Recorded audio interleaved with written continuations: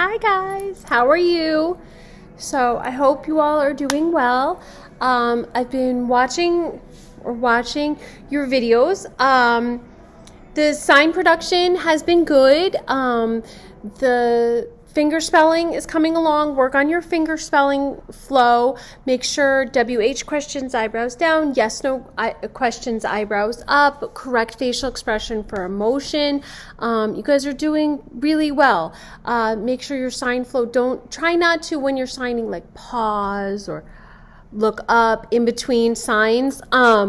Try to make it as flowy as possible because that aids in comprehension. But you guys are doing great. I love it. So last week we spoke about linguistics and educational options and all the myriad of choices that face a parent who has a deaf child. You know, how should their child be educated?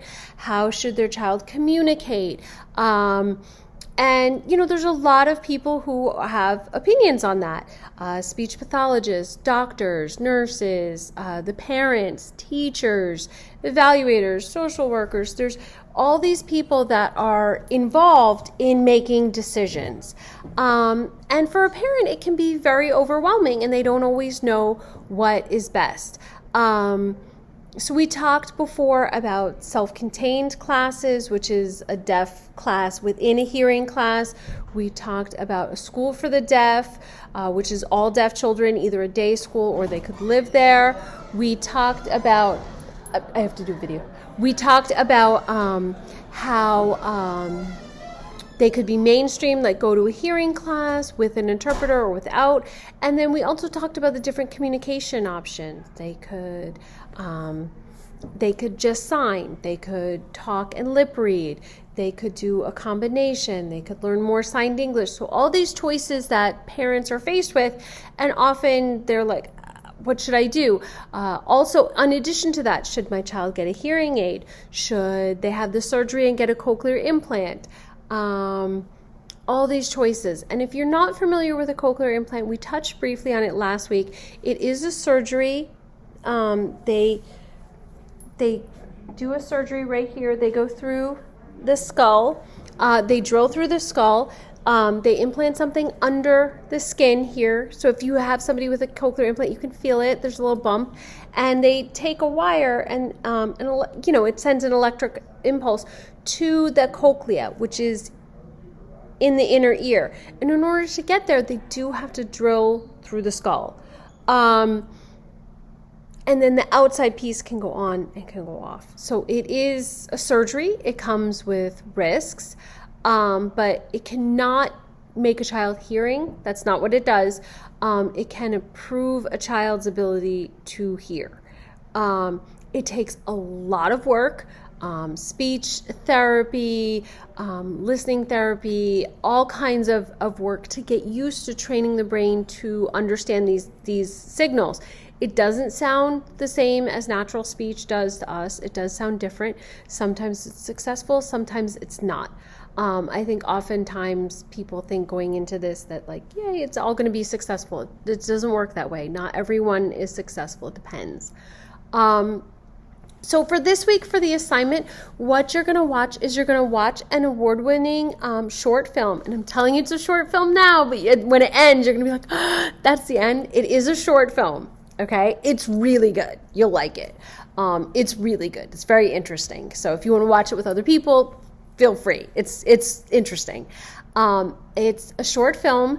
The person who wrote it also stars in it. And her father is deaf in real life. And remember how we talked about how sign language is not universal. Different sign languages, different countries have different sign languages. So this movie actually takes place in England and it uses British sign. So we do ABCs, we do a one-handed alphabet, they do a two-handed alphabet. So if I can remember correctly, hopefully I got this right, A-E-I-O-U. So L-A-U-R-A. I think that's right. Don't quote me 100%. So they use a two-handed alphabet there as opposed to our one-handed. So you will see them signing British Sign Language, not American Sign Language. You can recognize some things here and there, but but it is about a deaf little girl. The little girl who is in the movie is deaf in real life. That was one of the absolute requirements for this movie, was they wanted to cast a deaf child as the actress. They didn't want someone hearing, playing deaf. They wanted somebody who was authentically deaf. The little girl, her name in real life is Maisie, and her parents and her siblings are also deaf in real life. So I included, because you guys like to see a video of her with her family being interviewed about the movie. And then also this movie got so much critical acclaim. It was nominated and actually won an Oscar. So I included the clip of when it won an Oscar, because that's really interesting too. And the filmmaker, used the platform to talk about deaf education and talk about deaf rights and access to language, and it was a really nice moment. So I included those for you guys to watch. But the movie is called Silent Child. I included in the next, module thing, I included a link to the film and also a bunch of questions. Please answer in full sentences and, answer professionally, okay? If you have any questions or any concerns, let me know. I would also like you guys to review the Unit 1 through 3 vocabulary. Make sure you're able to sign all the stuff, you're up to speed on anything. If you want to watch the videos that I have posted with the vocab from Units 1 through 3, that would be awesome. And then next week we're going to start Unit 4 and we're going to start a new unit. So if you have any questions, please let me know. So there's only one assignment this week.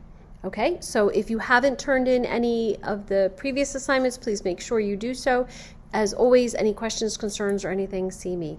All right, have a lovely week, guys.